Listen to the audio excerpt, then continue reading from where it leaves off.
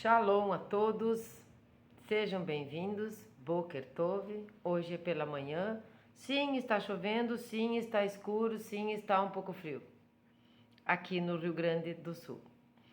Hoje então vamos direto ao assunto, nós vamos falar sobre o Talmud essencial do Rabino Adin Staunsalt, que é o nosso manual de como ler o Talmud. Nós estamos no capítulo 18, sobre as festas e dias santificados.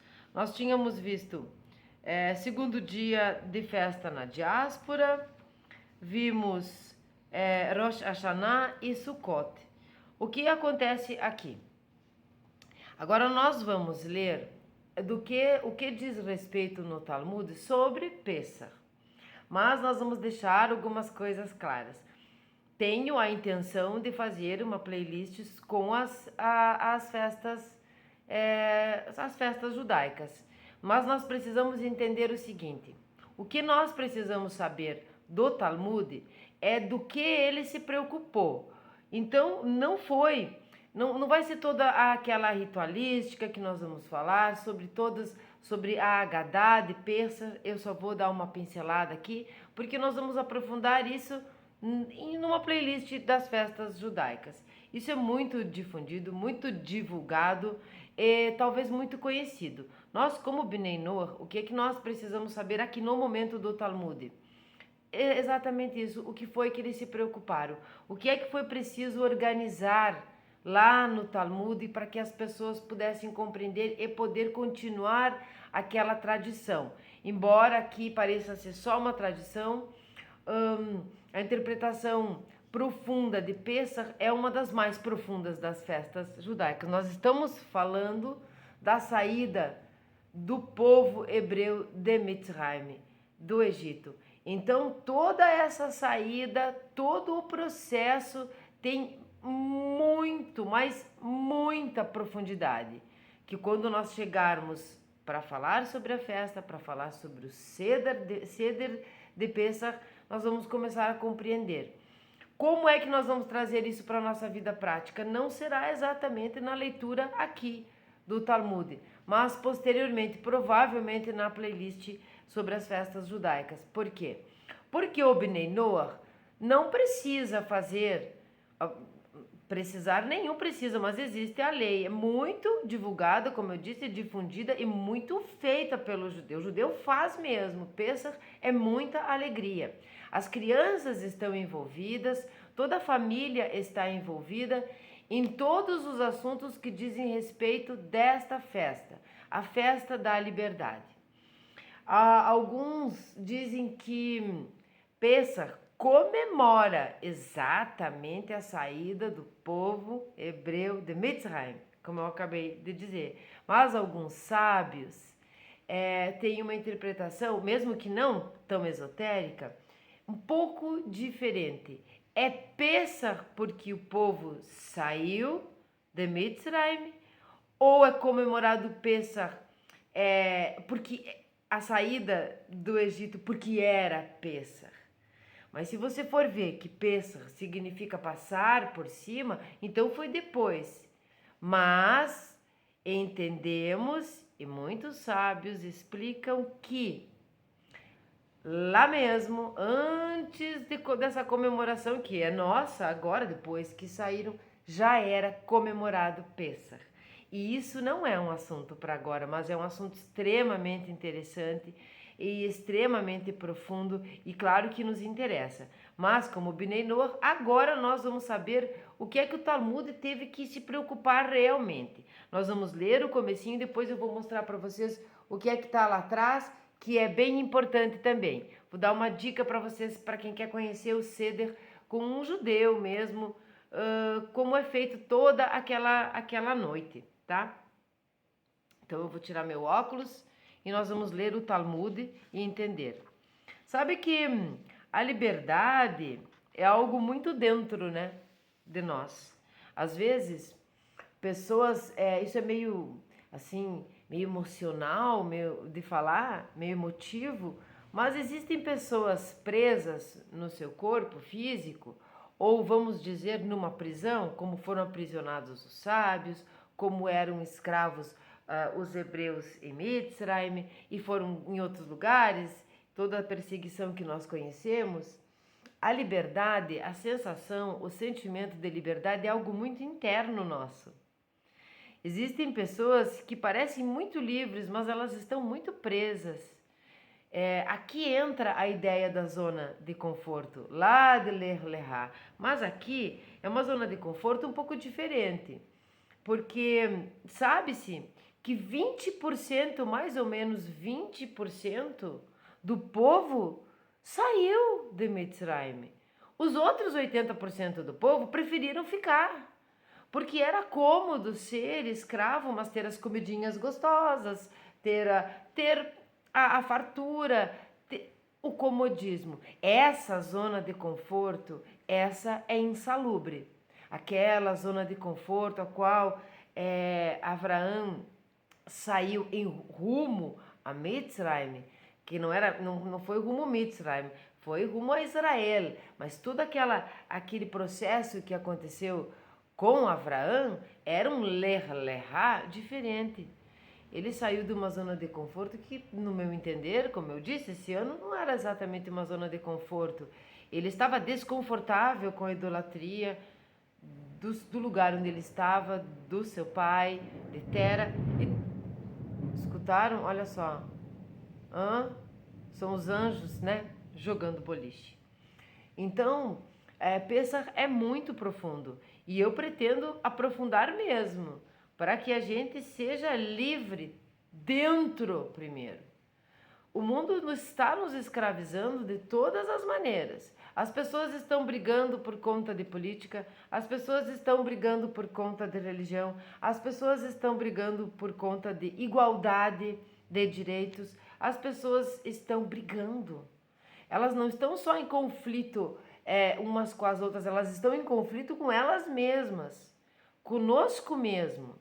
Quando nós abrimos a telinha, seja da televisão, seja da mídia, muito mais ainda da mídia, e vemos coisas que não eram muito comuns no nosso dia a dia, e subliminarmente nós começamos a ter necessidade daquelas coisas, sejam coisas para nós adquirirmos, sejam ideologias e maneiras de nós nos portarmos, se transformou em algo que a gente nem sabe se quer, mas fica olhando aquilo lá e parece que quer, parece que você é aquilo, parece que...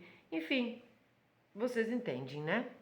Então, toda essa liberdade que deve estar dentro da gente antes de qualquer coisa, isso nós vamos conversar em outro momento. Agora nós vamos falar sobre o que o Talmud diz de Pêssar.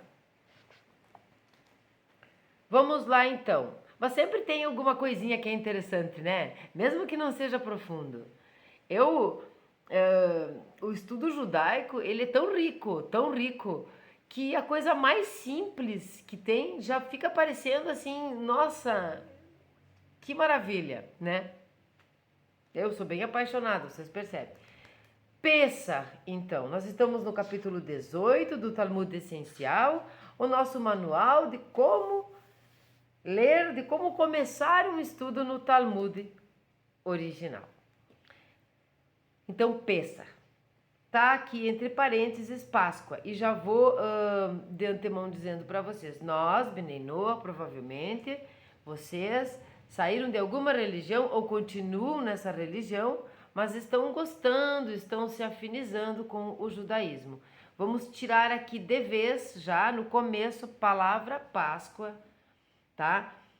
Não tem absolutamente nada a ver com aquela Páscoa do coelho, dos ovos de chocolate, não tem nada a ver com nenhum tipo de ressurreição, de terceiro dia, absolutamente nada a ver. Aqui nós estamos falando de Pêssar real, Pêssar original, Pêssar sem apelação, Pêssar judaico. Bom, então Pêssar tem seus próprios preceitos particulares. Uso exclusivo da matzá. A matzá é o pão ázimo que não é fermentado. Quando nós formos fazer a bênção do pão, vocês vão compreender que é para qualquer tipo de pão inclusive da matzá, principalmente da matzá, mas pão que não leve ingrediente nenhum que não seja água e farinha. Hoje em dia as pessoas colocam um sal, né, para ter um gostinho. Mas não é leite, tá? Não tem leite aqui nada. Matzá e a benção do pão propriamente dito é a farinha e água, tá? E também quero colocar uma receita do pão ázimo. Pão que eu já fiz algumas vezes em casa. Uma vez sai horrível, outra vez sai mais ou menos. E a gente come assim mesmo e gosta. Mas nunca ficou bom. Nunca ficou bom. Quando eu comprei pronto, ficou ótimo, porque era comprado pronto. Comprei na editora Sefer, matzás quadradas, assim, deliciosas, tá? Vindas diretamente de Israel. Eu não me dei bem em fazer em casa. Bom, então Pêssar tem seus próprios preceitos particulares. Uso exclusivo da matzá, que é o pão ázimo, e proibição do consumo de hametz. O hametz é o fermento. Onde tiver fermento, onde a coisa fermente, é proibido. Então aqui é um preceito proibitivo, aqui é proibido, tá? E o Talmud vai trabalhar isso, ele vai direcionar para essas coisas, para aquilo que é proibido, para aquilo que é obrigatório fazer, enfim. Consumo de hametz durante a festa. Esses preceitos eram observados com o maior rigor por causa da grave advertência da Torá de que todo aquele que comesse hametz durante o Pêssar deveria ser lançado fora de Israel. Isso é Shemot 12:13 e peguem a sua Bíblia. O negócio do pause é uma beleza, né? Pegaram a Bíblia, sabe, né? Tem que estar sempre com a Bíblia na mão, porque a gente nunca sabe quando vai aparecer um capítulo e um versículo para nós lermos. Eu vou começar a ler do 12, tá? Capítulo Shemot, tá, gente? Êxodo. Capítulo 12, eu vou começar do 12 para nós já entendermos, assim, algumas coisas que acontecem no Seder de Pêssar. Então, capítulo 12, versículo 12 de Shemot. E passarei pela terra de Mitzraim nesta noite, e ferirei a todo primogênito na terra de Mitzraim, do homem até o animal, e em todos os deuses de Mitzraim farei juízos. Eu sou o Eterno. Então já começamos a perceber, né? Todas as coisas que acontecem, todas as coisas que aconteceram e que vão ser celebradas e repetidas em Pêssar, para que nunca se esqueçam do que aconteceu. Então nós vamos para o versículo 13. E o sangue será para vós por sinal sobre as casas em que estejais lá, e verei o sangue e saltarei sobre vós, e não haverá em vós a praga do destruidor, quando eu ferir a terra de Mitzraim. E continuando, e este dia será para vós por lembrança, e o celebrareis como uma festa do Eterno por vossas gerações, como um estatuto perpétuo o celebrareis. 7 dias comereis pães não fermentados, mas no primeiro dia cessareis de ter fermento em vossas casas, pois todo aquele que comer coisa fermentada, hametz, desde o primeiro dia até o 7º dia, aquela alma será banida de Israel. Aqui eu li o 12, o 13, o 14 e o 15. E está no versículo 15 e não no 13, como eu tinha dito, do capítulo 12. Então, qual era a grande preocupação do Talmud? Entender o que é o hametz. Porque, tudo bem, nós vamos comer o pão ázimo, né? É o pão que não deu tempo de fermentar. Existem várias interpretações. E a que eu mais gosto é que o pão que é fermentado é lindo, é fofo, é inflado, é cheio de ego, porque ele é lindo. Já aquele outro ázimo, pobrezinho, fininho, que não fermentou, que não deu tempo, eles estavam em fuga, é um pão humilde. É um pão humilde. Olha só, até o pão é humilde, o ego. Isso nós trazemos para a nossa vida. Mas isso será estudado profundamente. Fiquem tranquilos. No momento apropriado. Vai saber qual é o momento apropriado nessa vida, né? Mas enfim, era essa a preocupação. Como que vamos determinar o que é Hametz? Continuando onde eu estava lendo, tá? Lançados fora de Israel. Um castigo muito severo, que não recai em outros casos de proibição de alimentos. As discussões começam com definições. O que é Hametz? Que são os sábios, né? Discutindo. E assim por diante. Até os tempos modernos não se encontrou definição biológica precisa para o processo de fermentação. E este era certamente um grande mistério na antiguidade. As regras sobre as maneiras de procurar o hametz dentro de casa são tão antigas que até no século I da Era Comum, as casas de Hillel e Shammai, que nós já conhecemos, lá na Mishnah, lá bem no comecinho, sustentaram várias disputas acerca do significado preciso da velha Mishnah, que as contém. Então eles já discutiam a Mishnah onde continha isso. Eu disse que ela lá atrás, mas tem coisa mais atrás, tá? Hillel já estamos na Era Comum. Mas vocês lembram disso. Também aqui, o Talmud não se limita à matéria em questão e passa a outras esferas. Por exemplo, o que constitui propriedade? Até que ponto se estende a proibição de hametz e assim por diante. Então, não pode ter hametz na tua propriedade, mas o que constitui isso? Hoje fica mais simples, é dentro da sua casa, no seu apartamento, mas não era simples. Nós sempre temos que compreender que nós estamos trazendo para a nossa vida agora coisas muito antigas. Então, pessoas também muito antigas. Um pensamento daquela época.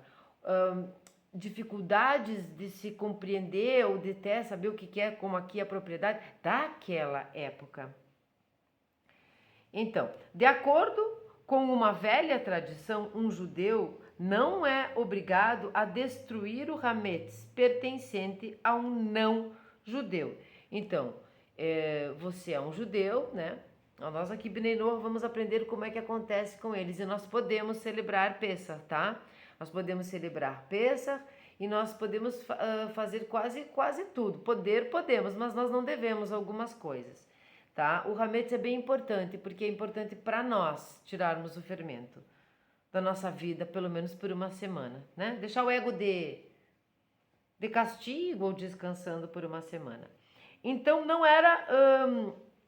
um judeu não é obrigado a destruir o hametz pertencente a um não judeu. Então, se você não é judeu, o judeu não precisa destruir o teu hametz, jogar fora as tuas coisas que tem fermento. Não precisa fazer isso, tá?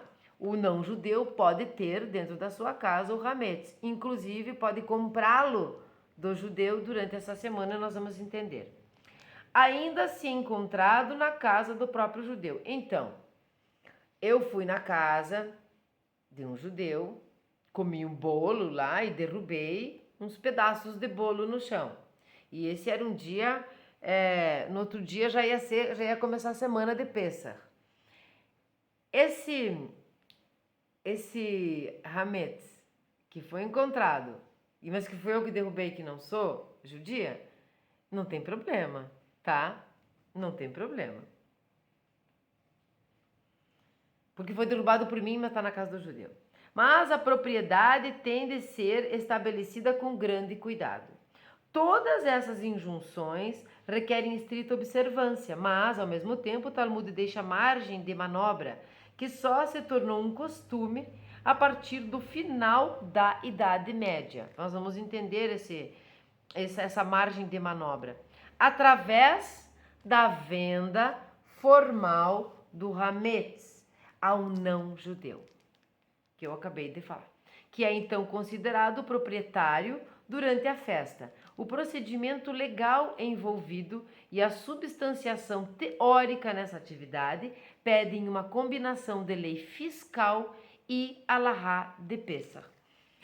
Incrivelmente, o ser humano vai se adaptando e se você considera tanto uma tradição quanto um ensinamento e a própria lei da Torá, você considera e respeita a ponto de, mesmo tendo que se adaptar com os tempos, jamais infringir isso, se você hoje, daqui lá por março, abril, não sei agora direito que dia vai ser esse ano, o Pesach, o ano que vem ali, em Nissan, você vai ver que na internet você encontra pessoas comprando o seu hametz. Você pode vender o seu hametz pela internet.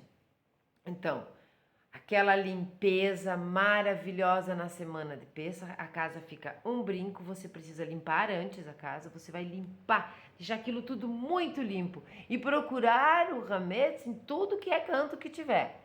Você vai deixar a casa muito limpa, mas você não vai jogar fora seu macarrão, seus biscoitos, as coisas que tem fermento. Você não vai jogar fora, porque alimento não se coloca fora. E a Torá, ela é econômica. E a Torá não é para você jogar as coisas fora, tá? Não existe isso. Muito pelo contrário, é para você respeitar o alimento. Por isso temos até bênçãos, né? Para redimir o alimento. Então você pega todas essas coisas e leva para a casa de um não-judeu. Então, nesse momento, ele é proprietário do seu hametz durante aquela semana. Depois você vai lá e resgata os seus alimentos. Essa é uma proibição na semana de Pesach. Isso que também nós vamos conversar profundamente no futuro. Isso era aqui, nesse momento, no Talmud, muito importante delimitar isso, determinar isso. E isso até os dias de hoje. Como eu disse, na internet você encontra as pessoas que fazem isso. O Talmud também dedica muita atenção ao Seder de Pesach. Tá? O Talmud também vai especificar como é o processo do Seder de Pesach para que isso fique uniforme em todo o povo. Seder é ordem, tá? A refeição festiva na véspera do Dia Santo, que é a mais importante ocasião familiar religiosa do ano e manteve até o presente sua forma antiga. A descrição dramática do êxodo do Egito, né? Shemot Mitzrayim, e as mitzvot, que são os preceitos, para preservar a memória desse dia e celebrá-lo, são parte de uma tradição que remonta ao período do primeiro templo.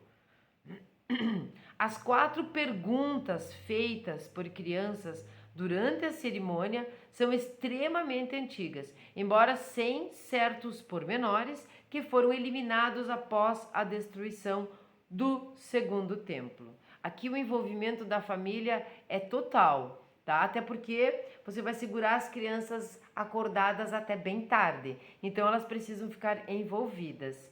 Na Kiará, que é aquele prato com as comidas especiais do dia de Pesach, da festa de Pesach, ela tem todo um porquê. E as crianças vão fazer perguntas, inclusive, sobre... não tem ovo de Páscoa, mas tem os chocolatinhos que pode ser escondido para as crianças procurarem. Se elas acharem os hametzes escondidos, elas ganham em troca, né? Em troca um chocolatinho. Essa é a parte maravilhosa que eu tô vendo, né? Tô louca para falar sobre isso, mas nós vamos falar da parte da lei, do que foi estipulado. Por não serem mais relevantes na época do segundo templo, depois da destruição, algumas coisas, então elas deixaram de acontecer, tá? Que são justamente as perguntas, algumas. Muitos problemas surgiram no correr dos séculos, desde a questão comum da integração de diferentes costumes e tradições, até o problema de compor uma versão única que satisfaça as rígidas exigências da Alahá.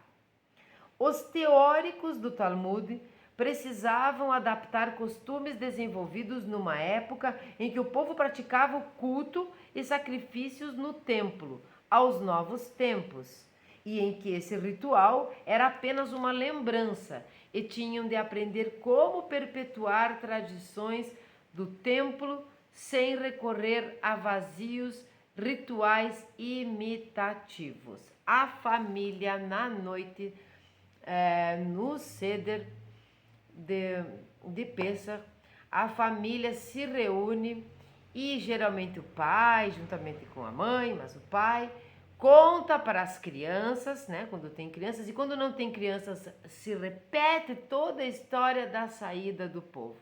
Tudo o que aconteceu, dos primogênitos, do pão não fermentado, todo o processo de saída é contado. E essa contação de histórias faz com que a tradição não fique uma coisa só sendo imitada. As crianças, criança que não gosta de uma Agadá, Agadá é aquela história, né? Então, vou aproveitar e vou mostrar aqui. Eu tenho um xerox bem mal feito, viu? Eu acho que é do maravilhoso Rabino Roni, do Contraste, mas não tenho certeza, tá? Eu tenho aqui, ó, dá pra ler ali, ó, Agadá de Pêssar. É um... Nossa, tá horrível esse xerox, não dá nem pra mostrar pra vocês. Tem todas as coisas, ó, todas as coisas. Se isso aqui for da academia, só se vocês entrarem na academia pra ter acesso. Senão, não tem.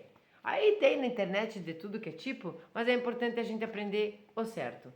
Aqui, ó, é uma fotinho, tá? Um xerox, olha que bonitinho isso. Eu fiz uma coisa bem bonita nesse ano com um prato de papelão, daqueles prateados assim, porque eu não tinha quiará, eu não tinha própria, e fiz as porções do alimento adequado para Pêssar, que nós vamos aprender no futuro, embora eu acho que vocês já sabem, mas nós vamos fazer tudo isso mais próximo de Pêssar. Eu só aqui, por exemplo, aqui foi meio fiasquento. Aqui onde tem a coxinha de galinha, eu recortei de uma revista. Eu sou uma pessoa sincera. Eu recortei de uma revista e coloquei no lugar. Tirei foto, coloquei no Instagram. Fiz um Pêssar bem lindo, mas eu não como carne. Então, eu não tinha a galinha. Né? Não tinha galinha para fazer. Nós vamos ter a planta amarga, nós vamos ter a cenoura, nós vamos ter o ovo, sabe? Cada um com o seu significado. Cada um com o seu significado maravilhoso. E aqui nesse Seder de Pêssar, tá? Tem todo o processo de Seder, tudo que vai ser feito, como é feito o kiddush do vinho, tudo. Pêssar é maravilhoso. Era só uma curiosidade aqui. Pode ficar bem curioso aí, porque nós não vamos ver isso.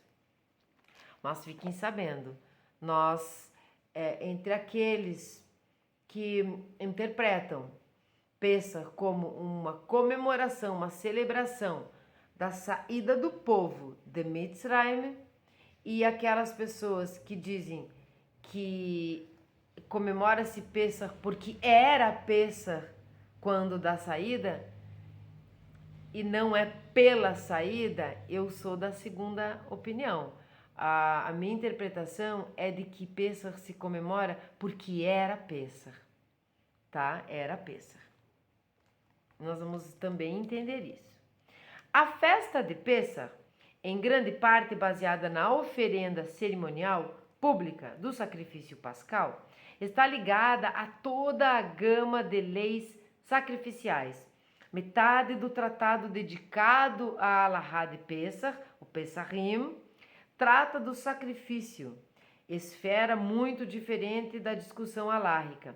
As diferenças entre as duas seções desse tratado, uma puramente ritual e a outra devotada aos problemas de Hametz, levou finalmente a sua divisão em dois tratados separados. As discussões do ritual do sacrifício pascal incluem-se quanto ao conteúdo antes na ordem Kodashim do que na ordem Moed. Do Talmud essencial do nosso manual, esse foi Isso é o que traz o livro sobre Pêssar. A maior preocupação, formar, instituir e determinar exatamente a propriedade que diz respeito até onde que é a sua casa, os limites, todo ceder de Pêssar, toda ordem, o que significa Hametz, realmente, e o processo de deixar determinado que isto continua até os dias de hoje, de você retirar todo o que for fermentado da sua casa, levar para a casa de um não-judeu, vender para ele e depois ele devolve. Ora, se ele comer as coisas que você deixou lá, ele comprou, tá? Isso tem toda uma lei fiscal, tem tudo. Se perto de Pêssar vocês entrarem na própria internet, vão se apavorar, porque está tudo lá. Está tudo lá, as pessoas comprando o Hametz. Agora eu quero mostrar aqui, nós terminamos do livro. Aqui que ficou feio esse xerox, se vocês encontram, é a preparação da mesa, tá? Preparação da mesa. Aqui, olha só, tem até um desenho aqui de um sarcófago aqui, não sei o que é isso, tá? Olha só, aqui no meu xerox, tá? Que é o jejum aqui dos primogênitos, pelos primogênitos. Aí você vai ter Shetar Harsha'a, Biur Hametz, todas as partes do Seder. O Kiddush da sexta-feira e assim por diante.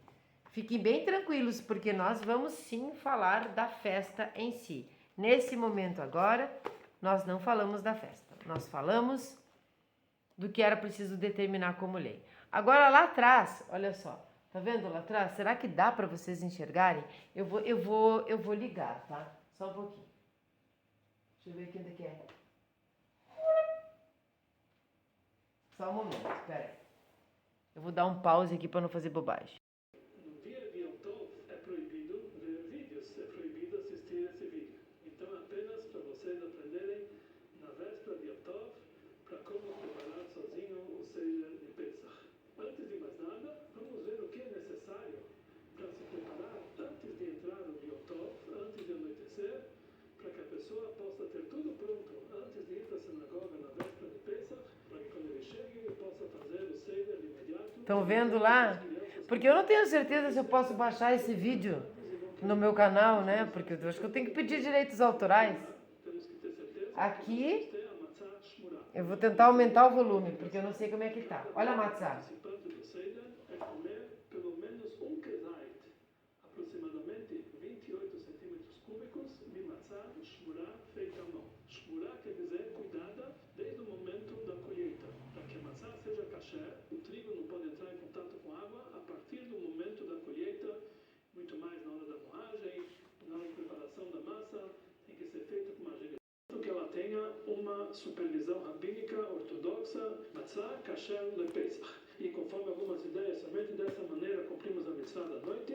Estão vendo lá, ó, é a mitzvah, é a matzá quadrada, maravilhosa. Essa é redonda. Uma matzá dessa para cada membro do Seder deve ser a contabilidade que fazemos para que possa ter suficiente para todo mundo.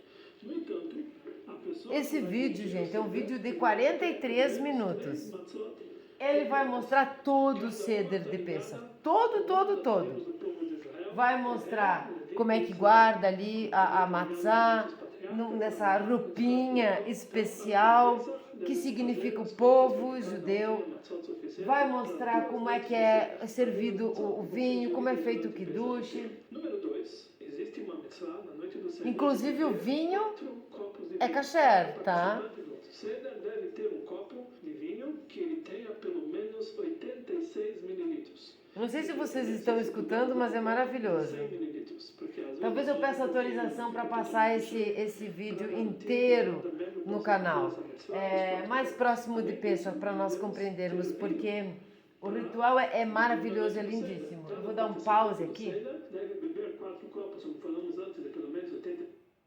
E quero falar para vocês o seguinte.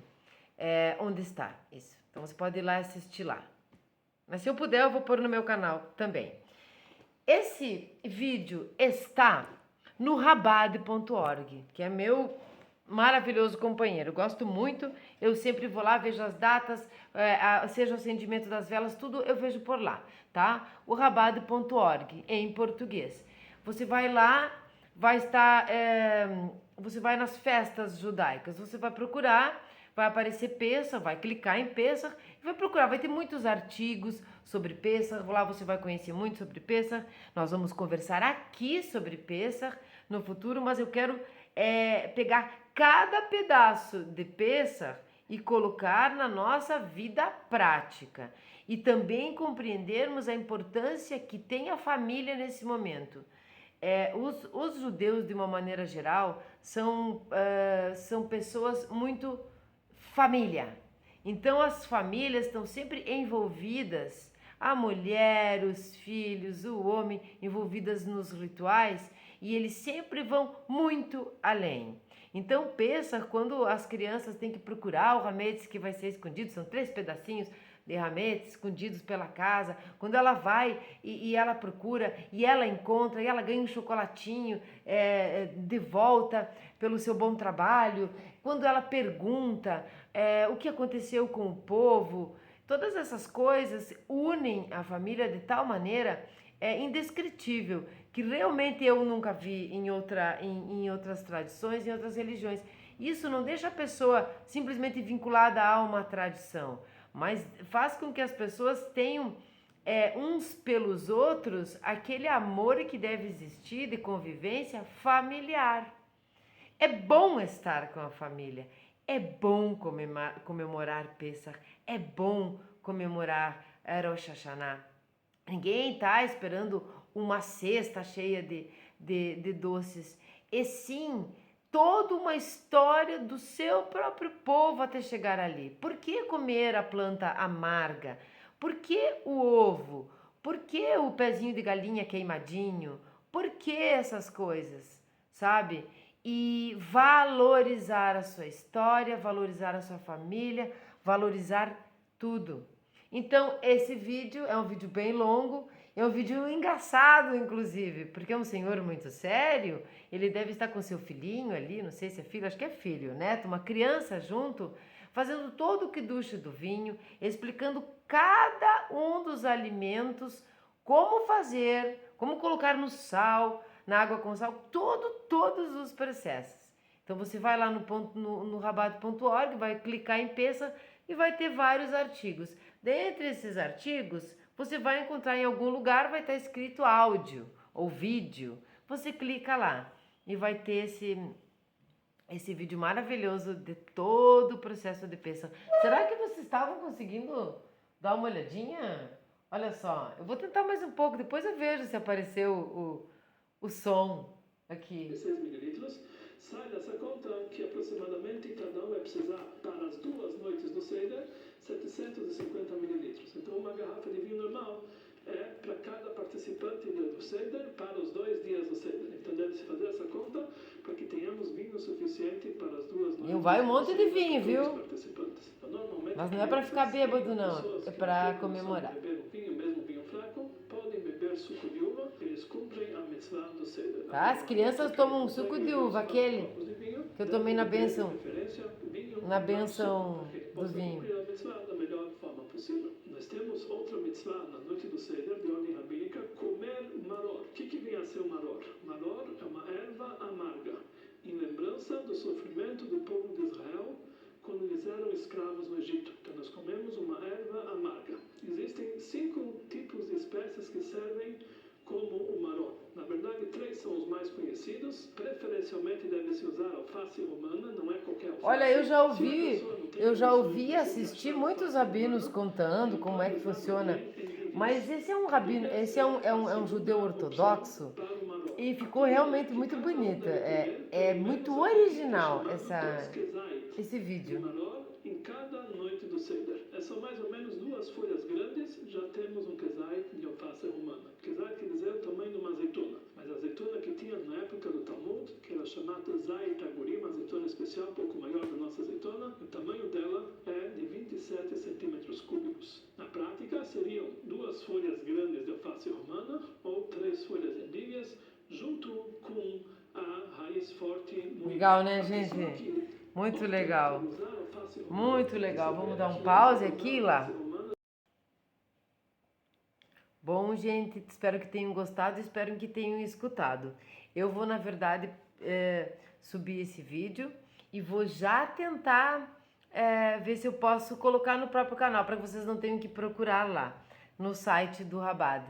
E vou tentar pôr, mesmo que não seja peça, a gente já fica sabendo e vendo todo o processo como que funciona. Inclusive existem livros nas editoras judaicas, eu que estou aqui fazendo a propaganda da Sefer, que tem a Haggadah infantil, né? Todo um livro com as explicações aqui, como eu falei que existe, de todo o processo aqui da Haggadah, de Pesach, para crianças. É muito legal. Então, vamos unir as famílias, né? Vamos nos unir, vamos ficar juntos com a família, todos pensando no o mesmo caminho, a mesma direção.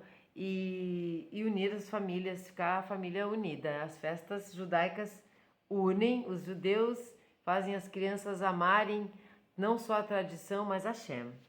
Porque é tudo muito explicado e é tudo muito direcionado para que compreendam que tudo isso é Deus. Todas as situações é sempre Deus, né? Sempre é Hashem. Hoje, então, tomara que eu consiga pôr esse vídeo aí, que me deu uma vontade de colocar. Ficou um pouco fraco aqui esse vídeo, fiquei na falação. Saiam, então, da zona de conforto para a liberdade, mesmo que a comidinha lá e a roupinha quentinha esteja lá, se aquele lugar estivesse te incomodando. Mitzrayim aprisionou o povo hebreu, Mitzrayim esguelou o povo hebreu. Então eles não estavam numa situação confortável. Moshe já falava com Hashem, ele sabia que precisava sair de lá. Ele sabia que precisava porque existia uma terra prometida.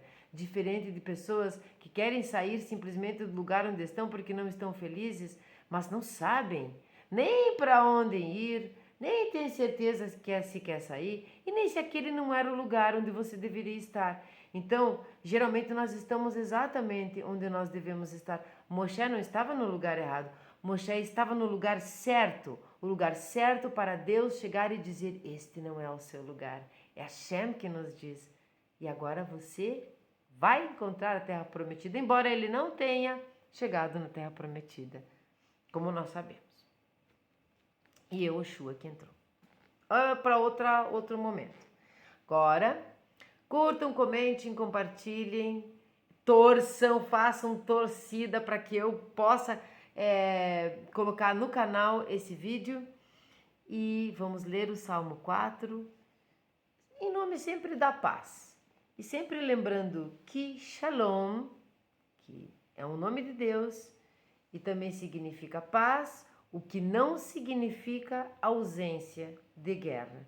Então, tenhamos Shalom dentro de nós mesmos e Shalom na nossa casa, na nossa família, tá? Shalom Bait. Ao mestre do canto, com instrumentos de corda, um salmo de David. Responde a minha invocação a Deus da minha justiça. Ó tu que me aliviaste da angústia, apieda-te de mim e ouve minha oração. Filhos dos homens, até quando difamareis minha honra? Amareis a futilidade e buscareis a traição? Sabei que o Eterno destaca para si o devoto, e ouvir-me-á quando eu o evocar. Portanto, tremei e não pequeis. Ponderai em vossos corações, enquanto estais em vossos leitos e suspirai. Ofereceis sacrifícios com honestidade e confiai no Eterno. Dizem muitos: quem nos mostrará o bem? Que a luz da tua face resplandeça sobre nós, ó Eterno. A alegria puseste em meu coração, como no tempo da abundância do trigo e do vinho. Em completa paz poderei repousar e dormir, porque somente tu, ó Eterno, se manterás em segurança. Este foi o Salmo 4, do dia 4 de Kislev, de 5.784. Tenha um ótimo dia.